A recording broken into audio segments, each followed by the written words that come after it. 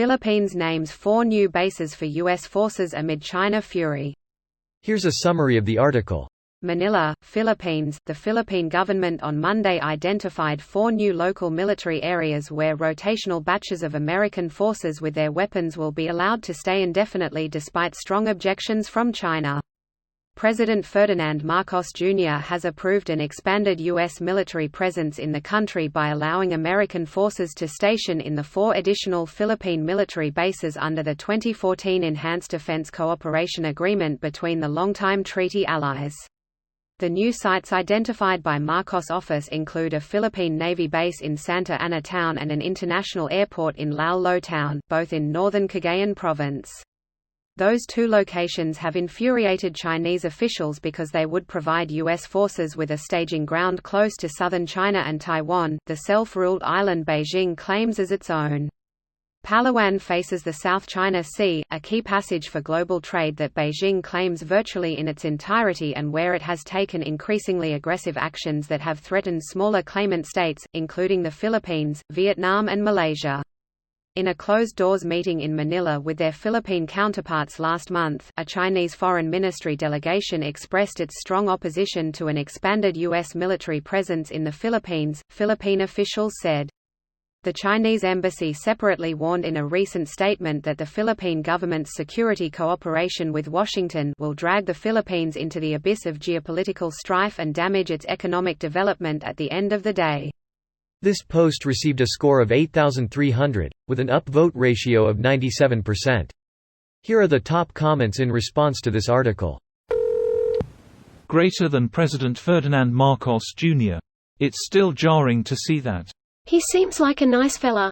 Marcos and his mother, Imelda, are currently facing arrest in the United States for defying a court order to pay $353 million $17,385,249,999.93 in 2023 in restitution to human rights abuse victims during his father's dictatorship.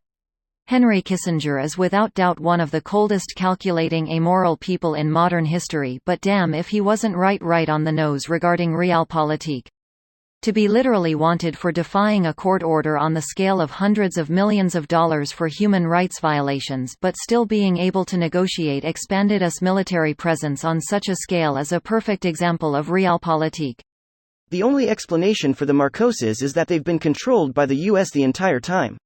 Literally nothing else makes sense. There have been countless inhumane dictators through history and rarely did anything happen to them. Just a reminder for everyone out there. The Philippine government, more so former President Duterte, may flirt with China, but the Filipino people and especially the military, are extremely pro-US. There's no chance in hell of the Philippines flipping sides. If the government flirts with China, it's to get concessions out of the US, nothing more. There was a survey some years ago, and it showed that Filipinos loved America more than Americans. When I was stationed in Japan, I had a couple Filipino friends who were great. They made me want to visit their country, but now I'm fat and old, and all of the locals are going to think I'm trying to buy a wife lol. Still go. It's an amazing country, and locals don't judge like you think they will. You'll get way more shit from Americans who think you're going there to find a wife than you will from Filipinos who are just happy to have your tourist dollars. My neighbor did this _ My dad did this, divorced my mom, sent us all off, and then got dumped after she gambled away his retirement and got her green card. There was once a poll done years ago about how other countries viewed Americans. Americans ranked number 2 in the world for having favorable views of Americans. Number 1 was Philippines. As a foreigner who lived there, I can remember getting a tour of a war museum in Bataan by an old lady who lived through World War II. I still remember her praising the Americans for teaching them English and rescuing them from Japan, which seemed funny to me at the time because the Americans ruled over them before Japan. This video was automatically created by Reddit to speech.